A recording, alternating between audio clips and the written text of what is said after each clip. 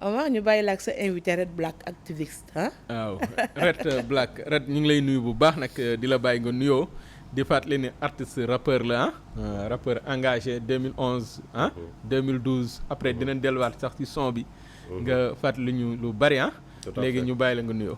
Salaamaaleykum Walfadjri, salaamaaleykum à tous ceux qui nous suivent. Salaamaaleykum Sanjogu sama grand sama xarit muy ànd bu yàgg ànd bu longtemps donc à chaque fois bon damay kontaan pour ñëw fii vraiment jàkkaarloo yow.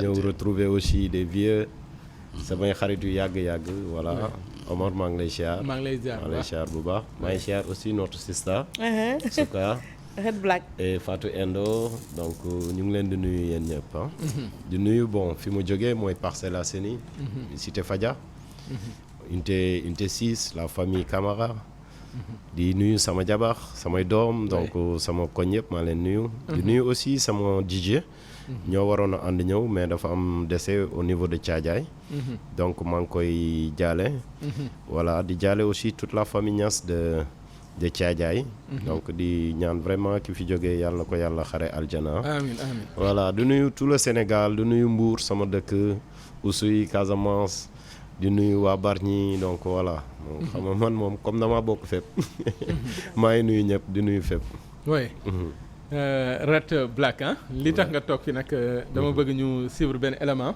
boo xam ne ci rédaction bi la nga ko jëlee ak Pathé Mbengue tout à fait léegi après ñu ñëwaat. tout à fait. président de la république Macky Sall jot naa dalal ab délégation bu ëmb yenn ci ay artistes rappeurs ak i promoteurs de spectacle ci kaw waajtaayu événement boobu ñu dippee woon TRG show loolee nekk audience bu amoon ay waxtu laata ñuy amal événement boobule ñuy fàttali ne am na benn ci xew-xew boo xamee ne que artiste bile di Nit Doff moom moo ko amee woon te ñu mujj ko bañal moom artiste bile di joxe gis-gisam ci situation bile. waaw bon lecture bi ma si am rek mooy on est en dictature la dictature est certes subtile et ñoom dañ koy def de manière déguisée mais on est en dictature un stade qui est dirigé par des militaires avec toute la rigueur qu'on connaît ci militaires yi soo génne woon sa arrêté le concert bi stade bi dootul amati concert militaires yi dañuy exécuter concert du ko mos a donc arrêté boobu musul exister. mu dee situation boo xamee ne que Nit Doff jàpp ne artistes yi dem ci audience boobule président de la république ak kile di promoteur bi ñoo leen piégé.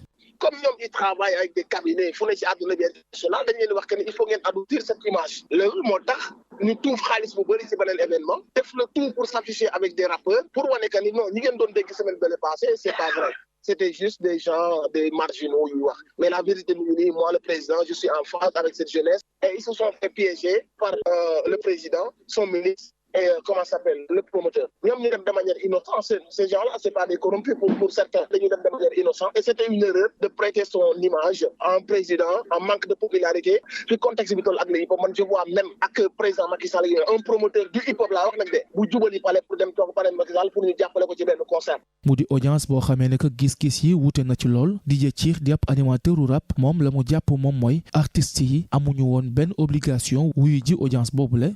bañ ko seetee waxtaan nañ ci ay points yu d'après yi ma dégg lu Rifou wax Rifou nañ waxtaan nañ problème mu Kaolack le grand Dougoti nee na wax na ci affaire déjà stabilité dëkk bi le grand Simon nee na wax na pour mu bàyyi Karim kon nga xam ni c'est-à-dire stabilité dëkk bi est-ce que c'était le moment à ce que ñu dem Sénégalais bëri ñu koy poser la question parce que ñu ngi xool problème Covid bi mi ngi fii problème travail des jeunes mi ngi fii ak affaire yu bari yoo xam ne peut-être mi ngi fii quoi. tey muy woy di ñu xamal ne que wuyu bi ñu wuyu ji mën naa am ay njeexital ci ëllëgu seen carrière artistique. li mu mun a yàqal artiste bi ñoom xam nañ ko moo tax mu jur coow c'est-à-dire nga dem wuyu ji président ci moment yi mun na la impacter tuuti boo waxul boo deful une bonne communication mais yow en tant que un rappeur activiste très engagé ñu lay déglu nga am sa public doon nanga à quelques mois des élections présidentielles ñu jël sa image di ko ternir di ko salir di ko dugal ci yeneen affaire yoo xam peut-être da ngay jàpp ne ëllëg mun nga sax soxla public mu am problème. mu def xaajaloo boo xamee ne que nemmeeku waat nañ ko ci biir milieu art urbain bi la doon it loo xamee ne que dina am ay jeexital ci seen diggante ñoom artistes yi jeexital yu narut rafet benn yoon. mi ngi noonu ñu koy gërëm Pathé Mbengue ak waa rédaction yëpp c'était juste pour ñu poser le débat pour comprendre lan moo waraloon ndaje mi.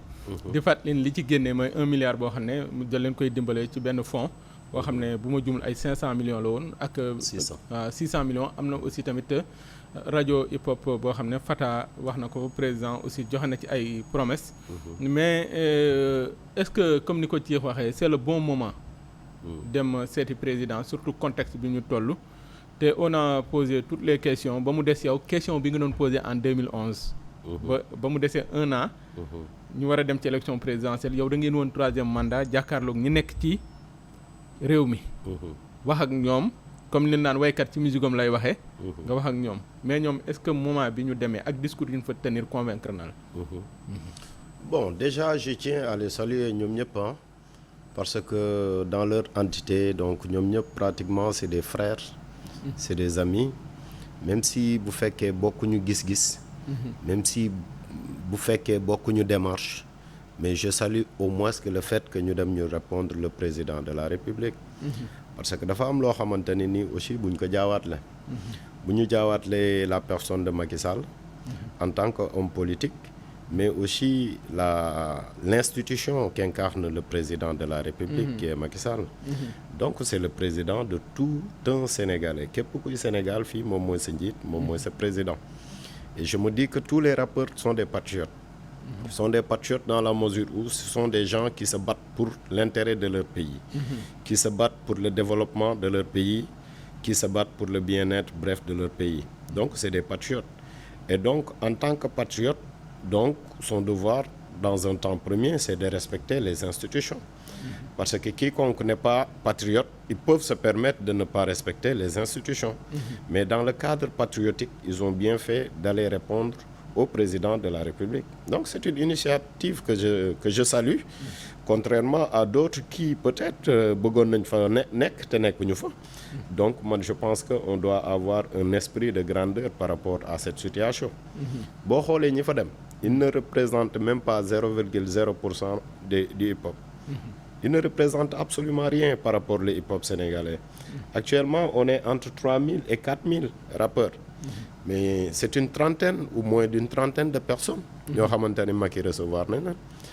et à travers aussi audience bi ñu jot a am na lu am solo loo xam ni quand même wax nañ ko fa.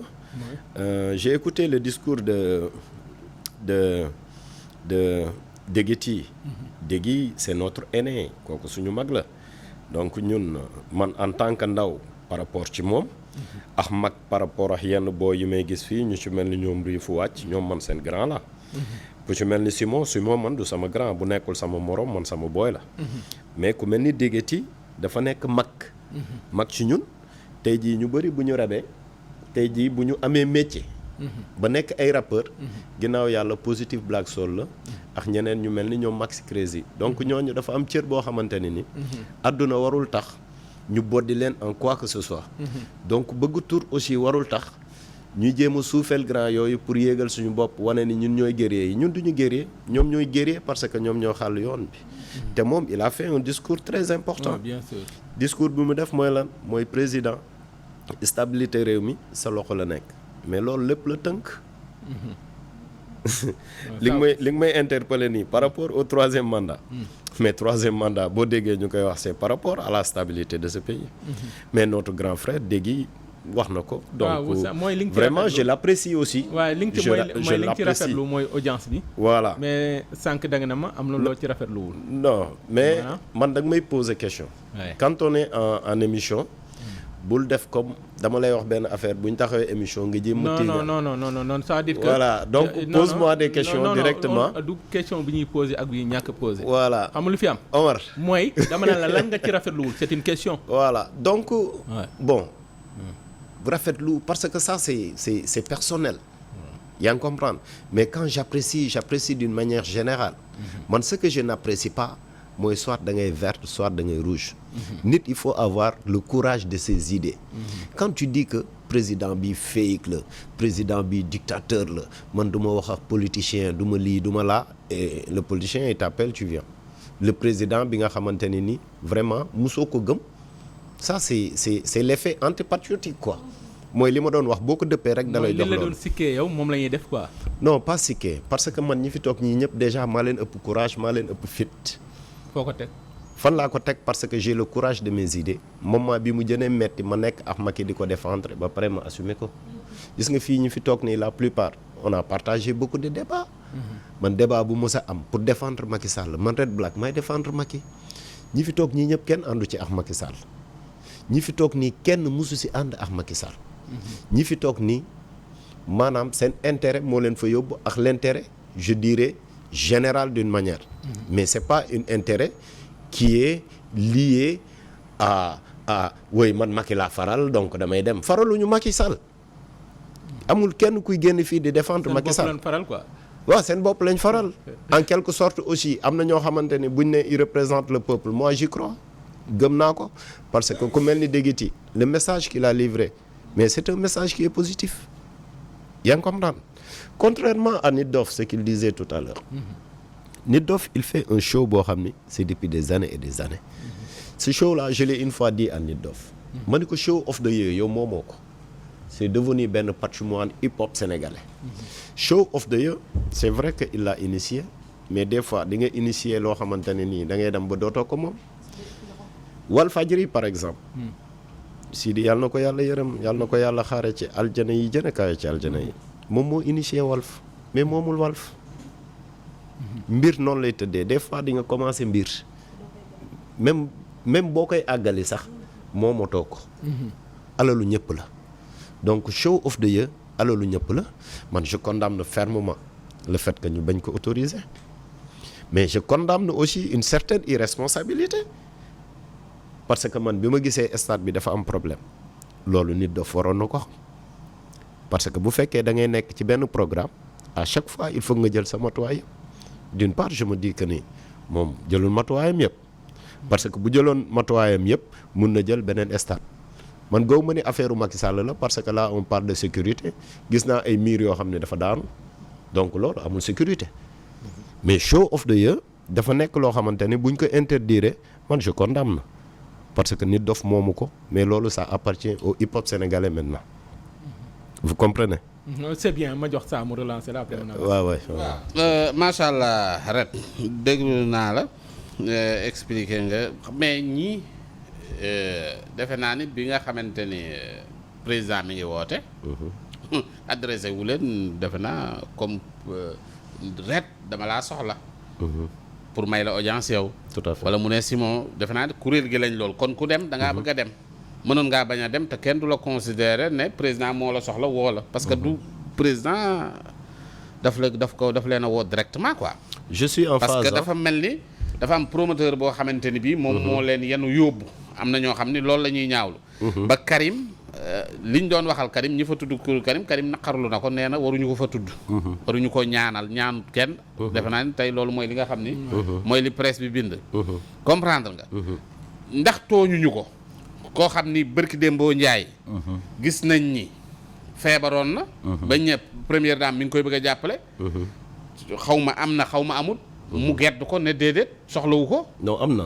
waaw parce que jour boobu maa ngi fa woon. waaw mu gedd ko. te jour boobu. waaw vous me donnez exactement. waaw l'occasion d'en parler. waaw jour boobu bi mu feebaree man yëguma ko. waaw Lamay Sène qui est actuellement à Paris maa ngi koy nuyu de passage. moom moo ma oo ne ma Red man ko woy mu ne ma sa copain de feebar man ko sama ban copain mu ne ma Karim quoi. waaw man ko waa mais qu'est-ce qui se passe mu ne non il faut que ñu jéem ko jàppale. waaw man ko ah bon mu ne ma woy mu ne ma xoolal à ton niveau. vu que Mimi Touré moment boobu moo nekkoon présidente conseil économique social environnemental. donc je l'ai interpellé. je lui ai dit madame la présidente il y a un artiste qui est très malade et paraît-il il a besoin d'aide. Mimi ne ma ah bon ma ne ko woy mu ne ma demal nga xool nan la soxla ñu xool nan lañ ko mën a jàppale. man ma dem automatiquement en moins d'une heure de temps ma ñëw taxaw Lamay Sène wax Karim que Red Black il est là. wax na ak Mimi pour mu ñëw mu jàppale la. mais dañ ko politiquer en fait. du ma déplorer lu ma ñaawlu trop. parce que Mimi man maa ko interpellé parce que Karim sama frère la. Karim sama xarit la. ma yëg ne dafa feebar dafa soxla ndimbal. institution conseil économique. Mimi moomu ko. même le président de la république moomu ko. Sénégal ko moom te moom sénégalais la. donc ci contexte boobu bi ma ñëwee fekk naa fa le professeur Tunkara de la 2STV. moom je pense que dafa ñëwoon. pour jàppale Karim. si ndigalu première dame. parce que ñooñu ay nitu Karim lañ. même bu fekkee bokkuñu gis-gis bokkuñu dara li ma bëgg a wax voilà mais ci côté boobu waaw mais ci côté boobu waaw. c'est juste pour wax ko ni ñoom ni ñu koy politiquer ak ni mu demee en réalité bokkul nit ak nit la waaw tey bu ma yëgee ñaanu ma ko yàlla te yàlla bu mu am ça bul ko bëgg a jël ko feneen ca ajak-jak voilà ajak-jak waaw ajak-jak dafa feebar donc ajak-jak man nekk sama nit mais à chaque fois nit ki fi nga ko mën a jàppalee rek fi nga yaakaar foofu ngay jëm donc par rapport à ça dama bëggoon rek pour ñu évacuer question boobu pour wan ne c'est que non question bi non non maa ñëwaat ma damay ñëw non c'est que xam damay ñëwaat par rapport à expliqué waat non par rapport à dama ne le fait que loolu am nga xam ni loolu jaar na fi léegi ñu tëj Karim yaa ngi dégg est-ce que ñi ko doon kii bu fekkoon ne ñi ngi suivre Karim est-ce que waroon nañoo dem toog ci kanamu président di ko ñaanal effectivement ci Karim est-ce que loolu war na leen war na leen dans la mesure où nu mu leen waree déjà man je salue la générosité de Moustapha parce que Moustapha moom rek mënoon na dem lijjanti problème am Moustapha Dieng le promoteur. mais am na rapport yu ne da leen dóor quoi. non mais attends loolu ñoom la man déjà dama ma woon. mooy marmite di cœur ak marmite du cœur parce que déjà non même bu non xam nga nekk rappeur. waaw ça ne veut pas dire que téye micro. parce que lii mu defal président. actuellement c'est le manager de Ngaaka Blindé. moom Moustapha. Moustapha était le manager de Express. moom en tant que un rappeur bu ñu xam. ci Da Brain moom il a une histoire. c'est quelqu'un qui a beaucoup fait. C'est lui qui a initié Hip Hop Galsen à Paris. man musuma defal ñaari dërëm. bien au contraire bien au contraire. man bu dee jàppale. dafa dina mais li nit dof wax ne maman bi. non maa ngi ñëw c'est que pour que ñëw.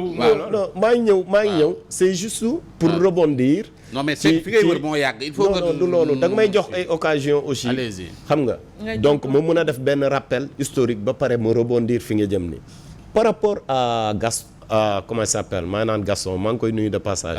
à Simon. Simon waaw. voilà Simon bu demee ne président ñu ngi lay ñaan pour nga gracier Karim. waaw parce que xam naa noonu rek la koy waxee parce que c'est quelqu'un de très correct Simon. donc c'est vrai que président moom mooy gracier. waaw mais loolu bu ko defee da ko war a def laaj ma lu tax. nit ku ci nekk dafa am loo xam ne yaa ko moomal sa bopp. waaye nit ku ci nekk aussi dafa am loo xamante ni say nit ñoo ko moom ci yow. mais ñoom dañ ne dégg naa dañoo xuloo sax. non loolu fekkee wu ma ko. non gaa yee ko wax. non duñ tuddante ñoom ñoo ko wax. léegi est-ce que loolu yëpp. Simon du genre boobu. non waxuma ne dañoo mais gaa yi ñoo ne problème dafa am entre. Simon ak Karim am na ci ñoo xamante ne bi sax duñu wax. Sa Ndiogou gars yi chaque jour ñu ne Macky de la recevoir. kan man gars yi. tey mu ngi noonu amul. gars yi la rek gars yi mais le mouvement hip hop. gars yi amuñu problème personnel seen biir. mun nañu am nag ay problème à travers leur philosophie. ñu bañ a bokk ay gis-gis. mais amul problème entre les rappeurs. comme Tupac ak Biggie amul Sénégal. dafa am loo xam ni Karim moom moo ko moom. mais man mi nga xamante ne nii musuma bokk ak moom camp am na loo xam ne man maa ko moom ci moom. comme man li mu amee wàll ci man c'est tout. mais loolu Simon bu ko defee da ko war a def. bu ko deful da ko war a def. parce que kaso kenn ñaanul yàlla. noo ko gisee moom Karim li mu def moom li mu ne bu ñu waxal dara ñaanuma kenn. non dëgg la ñaanul kenn. parce que góor la. mais moom na xam ni dafa am loo xam ni moom moo ko moom. am loo xamante ni ñeneen ñi ñoo ko moom ci moom. kon kii dafa demoon Pape Sidi bi. Pape Sidi demul lii lu yàgg la. lu yàgg la donc c'est juste ça mais aussi une fois encore. Tafa ak lépp luñ ko mën a waxal.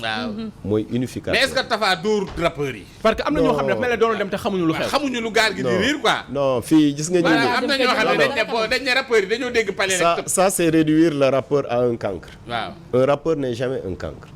les rappeurs sont dotés vraiment d'esprit. ay boroomi xel la. mais loolu 2000 la ak 2012 non Macky musul dox. mais ce qu'on voit yow ku mel ne yow en 2011. amatul ñu wante dëgg. non mais man bokkuma ak benn rappeur Sénégal man kan moo ma tënk. non saa yi dañ la tënk. mais man dernière émission bi ma def fii moom la ñu enregistré yóbbul ko Macky. non déglu ma yaa ngi comprendre non dañ laa tënk jot naa yóbbanteel man nekkatuma fa. non man mais- bàyyi naa. non non man waxuma je loolu. suis avec Mimi. d'accord Mimi nga ci laay droit, jàppale am nga mais ci kay man wax féministe la. Mimi moo ma doy ci xam-xam. moo ma doy ci parcours moo ma doy ci njub. waa da nga may déglu. kon bu mu bàyyee yow da ngay bàyyi. non bu jógee ci ki nga xam moo ne président Macky da nga koy da ngay jóge ci moom. Red Black Non, loolu xam nga Red Black loolu ñëwagul. Red Black yow da nga amoon dafa amoon lancé bu baax Red Black. bi muy door ko góor gi dem et cetera xam nga. waaw doon ko fàtte. affaire bi naaw. mais sama lancé boobu. yaa ngi dégg loolu mais Red Black populisme après la freiné boppam. c'est ce qu'on carrière appelle arrêté yow sa carrière dafa arrêté. non c'est ce qu'on appelle le buzz. waaw. merci yow xam nga Red Black dafa aay yow xam nga ni man dama. waaw loolu nante nga moom. yaa ngi comprendre non may ma yow xam nga ni Red Black dafa am niveau. Red Black dafa am cas. nu ma ko xam Dégg non nga saa lii. yow xam nga ma yàgg nga ma topp. saa xam nga ban année lañ njëkk a def émission 2006. mais Marabout moo nekkoon invité principal bi yaa ngi fàttaliku. man maa nekkoon xuur dabb bi. bi ma waxee ba pare lan nga wax nga ni non yow waroo toog ci xuur dabb bi yaa waroo nekk fii sama invité. te boobu. boobu ak léegi. on en a fait. mais après par la suite cinq émissions. nga def demi tour. non non du loolu politique bi rey sa carrière. politique bi c'est que topp- arrêté carrière. non man en fait. waaw li nga comprendreul ça ci man. waaw. mooy man nekkuma di def rap kese. loolu def. man li may def bëri na. mais comme actuellement rap moo ma fi indi. moo tax nañu wax ci rap. mais Red Black boobu wax léegi il fait partie des artistes qui existent toujours. dama am sama benn góor gu baax. waaw yaa ngi comprendre. waaw. parce que existe moo tax nga indi ma fi. wallaay Azim. c'est parce que dama crédible dama clean. comprendre nga. dafa am sama benn papa Ousmane Tanor Dieng yàlla na ko yàlla xaare aljana. moom déjà moo ma dugal sax ci politique ak Barthélémy Diaz. ndeysaan. ñoom pratiquement bu dee politique ak politique rek. ñoom ñoo ma dugal ci politique. donc di ko ñaanal paix à son âme. non ban transhumé boobu ñun ñoo nekkoon ci opposition bi. yaa ngi comprendre ñoo nekkoon ci opposition bi ba yàlla def li muy def. man Macky musuma fal de. musuma am ndombal tànk malgré li ngeen reconnaître que yëpp def naa ko ci réew mi. musuma fal bu dee xam-xam. am na ministre yoo xam ne sax maa leen ëpp diplôme maa leen dàq jàng. comprendre nga donc problème bi nekkul foofu. mais dani ma dans la vie il faut toujours exister. et man je pense que tey li ma exister moo tax seen xel demul ci kenn Sénégal ba mu daj ak rappeur yëpp man rek. te donc dama ciy sant yàlla di leen ci gërëm aussi. voilà merci beaucoup. parce que ngay nit ku correct tamit nante. waaw c'est que ren day caaxaan. non nante la. non nante sérieusement ba pare dama am benn problème mooy en 2011. da nga marqué nit ñi. bien sûr. bëgg naa sax nga maanaam quelques kii. waxuma sax nga lii ko mais. nga ñëw gars yi def ko hymne bi. presque hymne boobu. presque bokk na ci li poussé Abdoulaye Wade ba mu dem. bien sûr. léegi 2000. boobu gën na nekk ay ndaw nga gis possible Black Soul. révolution Sénégal yeewu leen. maanaam nga gis boobu dafa am ay son yu doon accompagner. nguur yi fi jóge alternance yi. bien sûr. te ñu dem ba 1 an des ci liwu Macky. mu mel ne. ret amatul benn am engagement bi amoon amatul ret am na. lan moo xew ba gis nga rappeurs yi maanaam engagement bi ñu amoon comme ret ni mu ko amoon en 2001 amatul def lu dem. non man mun naa wayalaatoon Macky. mais c'est normal quand tu es avec la personne il faut l'accompagner. mais boo demee ba nekkatoo ak moom. moo tax nag nekkatoo ak moom. mais ça man mais tey jii fa la ànd ak moom déglu ma fi man kii fan rek la ànd ak moom bi muy ànd ak Macky da ko assumer. j'assume waaw làqatuwul mais man xam lu may bañ saa ñiy làqatu di dox guddi di dem ay audience te buñ génnee di saa voilà Red Black kii baa ngi noonu sama baa waaw na dem loxo yi ci kaw yéen ñi doom ji dem soxna si ñëpp dem dem dem dem